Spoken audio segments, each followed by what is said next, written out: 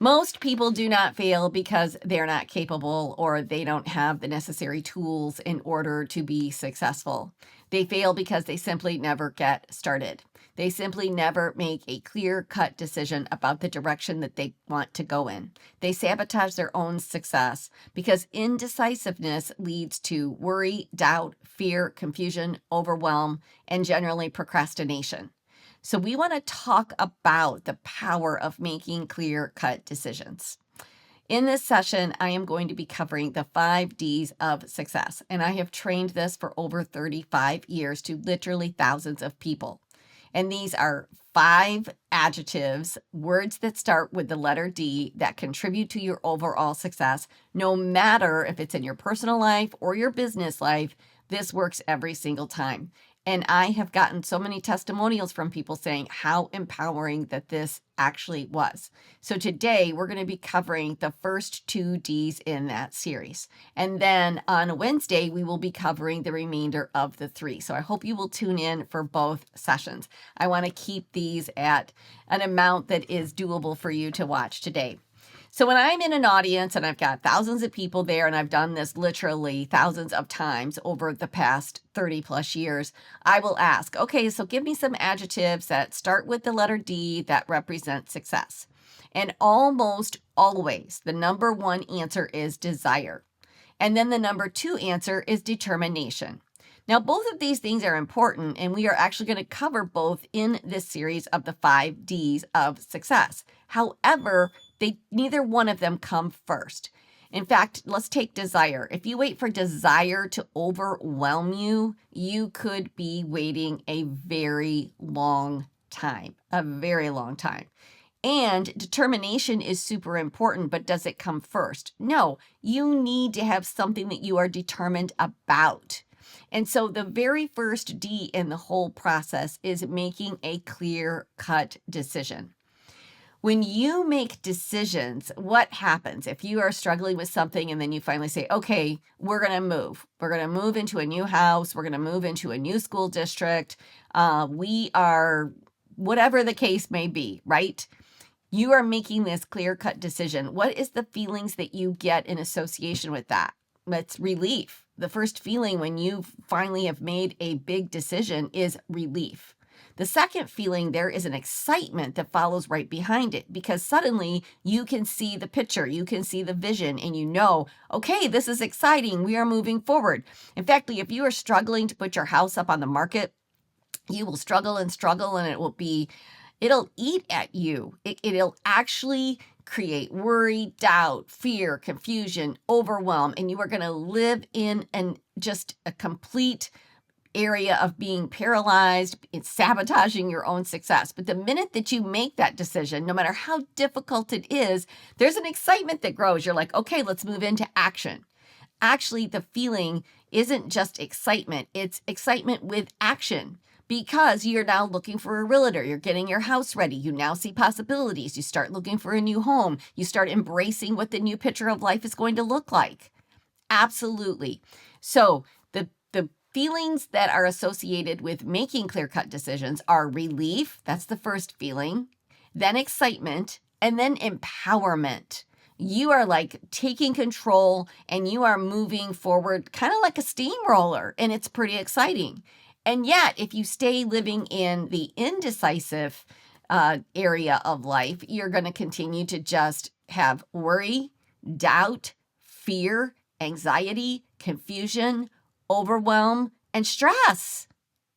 And these are all awful places to live. You have to make a clear-cut decision. I'm going through something recently, and I have been exactly in that mode. And then when I finally am looking for a solution, I'm like, Belinda, you're solution-oriented, so figure it out. Once I started figuring it out and making some decisions, I'm still nervous about it, but I've made a decision and it's gotten me a little bit excited, and I'm moving forward in a positive direction. And that's all that really matters. So let's talk about how to make better decisions. I think the first thing that you need to do is to understand that it needs to come first. So the very first thing to do is, if you're faced with a difficult decision, in life, then you should lay out all of the pros and cons. So you lay out, okay, if I make this decision, what's the pro of it? What's the con of it? Typically, you want your pros to outweigh the cons. So if you will do a sincere and honest list, then you will see, okay, the pros definitely outweigh the cons. Then look at your con list and say, could I live with this? If worst comes to worst and I do this and this happens, could I live with it? Could I recover from it? Would I be able to handle it? And if your answer is yes, then you are going to start to see a clear direction of where you need to go and what you need to choose. Another good way to make a clear-cut decision after you've done your pros and cons list is to give yourself choices. In fact, that might even be the better scenario first. Break it down and give yourself choices. This is going to allow you to make easier decisions. It's the same thing like if you're building a home. You don't want to just go in and look at everything that might be available to you. Like if you're looking at brick for the outer part of your house, you don't want to go in and look at 100 different brick selections. You want to go in and narrow down exactly what you're looking for and maybe look at 5 different selections and then break it down to 2 and then choose between the 2. By this process of elimination, when making a decision, this is going to help you to actually get to that decision quicker instead of just being in limbo land and thinking, I don't even know how to get there. I actually have found this to be an incredible way of even raising my kids and helping them to learn how to be decision makers while at the same time owning their own choices. So if they were like, I want to do this, or I want to go here, or I want this, or, whatever it is that they're wanting as a kid, and they're being pretty adamant about it, instead of me saying, no, you can't do that, or okay, I would look at the situation and say, okay, you've got 2 choices here. You can either choose to go here, but then this is going to have to happen, or you can choose to do it like this, and this is going to happen. Which one of those is better for you? Which one would you rather have?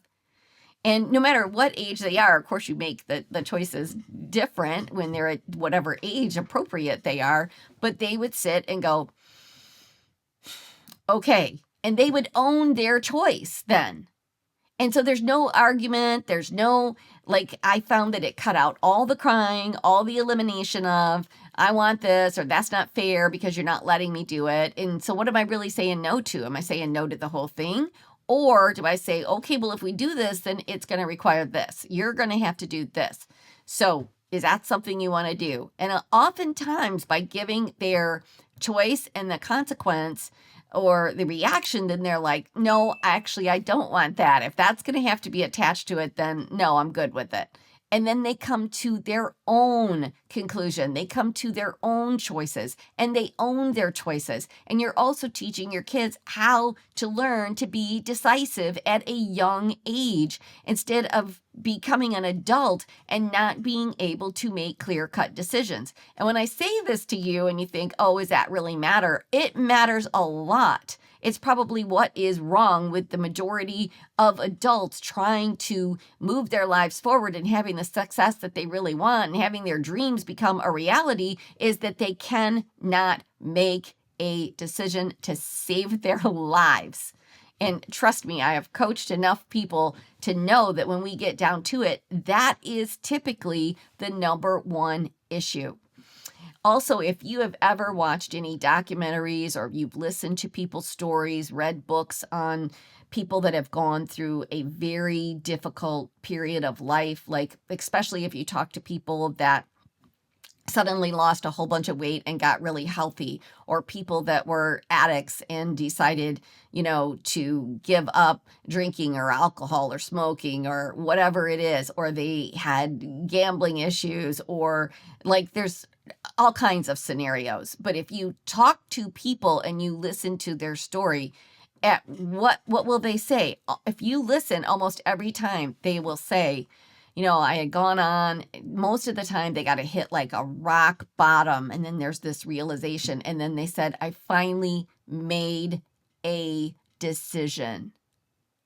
It isn't when they're trying to like, how can I stay doing this and figure this out? How can I do it a little bit, but still control myself? Like it is not any of those things. It is, I finally made a clear-cut decision that this is not, I hit rock bottom and I didn't want my life to be like that anymore. In almost every single scenario, if you listen for it, you'll start to hear, I just finally made a decision. So making clear-cut decisions is empowering. It's empowering for your life and learning how to do it. And it is a skill, because the more that you start doing some of the things that I'm saying, give yourself choices, break down your choices so that they're smaller. And sometimes you can even do it like a bracket, like, okay, I got to choose between this and this, then break that down. Then say, okay, now I need to choose between this and this. Okay, now I just need to choose this or this. And by doing that, even in a bracketed system, it is going to help you come to your conclusion or your choice. The other thing for sure is to make your pros and cons list and see that one outweighs the other, and then decide if you can live with the cons. And if you can, then you're probably going to be okay. This is also not just in making a decision, but in risk taking. And they're a little bit different. You have to make decisions to move forward, but oftentimes what holds us back in making a decision is that fear of failure, fear of taking a risk, fear of the unknown. So all of these kind of go hand in hand with each other if you were to get super honest about it. All right, so you make your decision. That's number one. What happens? Well, I've kind of already told you. The first thing is relief. You're like, okay, whew, I feel like the elephant's off my chest. I feel like I can finally breathe. I'm starting to feel excited, and you start to move into action mode. And it happens to almost every single person, whether they realize it or not. They will move into an immediate string of action steps, which is going to be exciting. And then they start making those action steps. They start to get a result. Their decision is coming to reality, and there's an empowerment in that. There is a complete empowerment over that. I know for years, I've trained and coached a lot of women, and a lot of the examples I say is, you finally make a decision. Like, we are having Christmas dinner at our house this year, and that's generally directed at your mother-in-law. Like, that's what we are doing. We are doing it at our house this year. And then when you're feeling super empowered, you're like, and you are telling her. You are going to tell her. And when you finally come to that, it's just like a super exciting feeling. And when you start to see your action steps become a reality, it's exciting and empowering all at the same time. So what is sort of that feeling that's happening there? Well, when you make a clear-cut decision, that excitement is called desire. The desire starts to build and grow in you. The desire doesn't come first. I can't tell you how many people tell me, oh, like, what are you going to just wake up on a Tuesday morning and suddenly decide you want to work? That you are going to, start working on your project, or you're excited? No, you have to make a decision about what you want. Then you're going to be excited about whatever project it is that goes with that decision. You're not just going to be motivated by sitting around and not doing anything different than you did day in and day out. There isn't going to be a sudden overwhelm of desire that's going to just take over your body and you're just going to be motivated one day. No, the motivation comes from making the decisions. So again, let's go through these two. You make a decision, the desire starts to grow and build in you. You become excited. You become empowered. And then on Wednesday, we are going to cover what are the next steps. What are the next steps that are going to take you over the finish line? That's what I want for you. That's what I want for your life. I've spent many, many years training a lot of people, especially in the arena of business. But I know that the same principles work for life, everyday life as well.